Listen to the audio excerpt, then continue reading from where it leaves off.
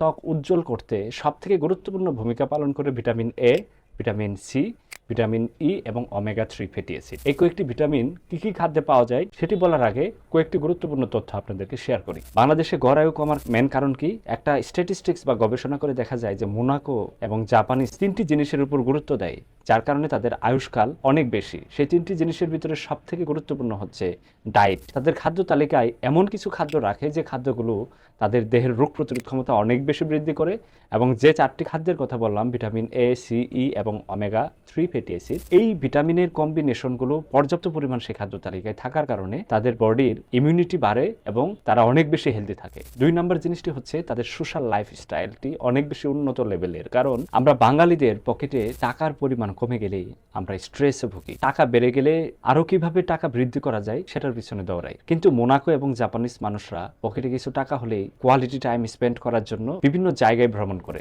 Monaco এবং Japanese মানুষরা প্রচুর এক্সারসাইজ করে। ব্যায়াম করার কারণে তাদের বডির স্ট্রেংথ অনেক বেশি থাকে, বডিতে এনার্জি বেশি থাকে এবং তাদের রোগ প্রতিরোধ ক্ষমতা অনেক বেশি বৃদ্ধি হয়। মোনাকো মানুষরা সবথেকে বেশি খায় শাকসবজি এবং সালাদ জাতীয় খাদ্য। বাংলাদেশের মানুষ আমরা সবথেকে বেশি খাই আটা এবং ভাত জাতীয় খাদ্য, যেটাকে কার্বোহাইড্রেট বলা হয়, যার কারণে আমাদের অল্প বয়সে উচ্চ রক্তচাপ, ডায়াবেটিস, হৃদরোগ, স্ট্রোক ছাড়াও বিভিন্ন ধরনের অসংক্রামক ব্যাধিতে আক্রান্ত হয়ে আমরা খুব দ্রুত বৃদ্ধ হয়ে যাচ্ছি। সুতরাং আমরা চেষ্টা করব আমাদের খাদ্য তালিকাতে প্রচুর পরিমাণের সালাদ এবং শাকসবজি জাতীয় খাদ্য রাখতে। আমাদের স্কিনের 3টি লেয়ার থাকে। একটি হচ্ছে এপিডার্মিস, 2 নাম্বার হচ্ছে ডার্মিস এবং 3 নাম্বার হচ্ছে সাবকিউটেনিয়াস ফ্যাট।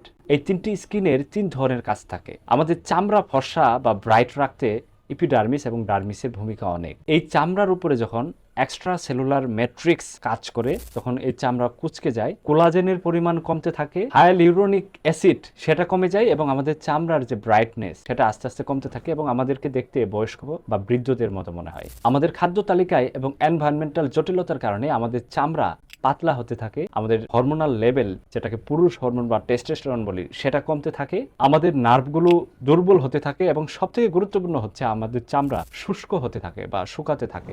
এই প্রক্রিয়ার কারণে আমরা আস্তে আস্তে বৃদ্ধ হয়ে পড়ি। বৃদ্ধ হওয়ার পিছনে সবথেকে গুরুত্বপূর্ণ ভূমিকা পালন করে ফ্রি রেডিক্যালস এবং অ্যান্টিঅক্সিডেন্ট ইমব্যালেন্স। অ্যান্টিঅক্সিডেন্ট জাতীয় খাদ্য খেতে হবে। অ্যান্টিঅক্সিডেন্ট জাতীয় খাদ্য কোথায় পাওয়া যায়? খাদ্য তালিকায় প্রতিদিন নির্দিষ্ট অ্যামাউন্টের অলিভ অয়েল রাখতে হবে।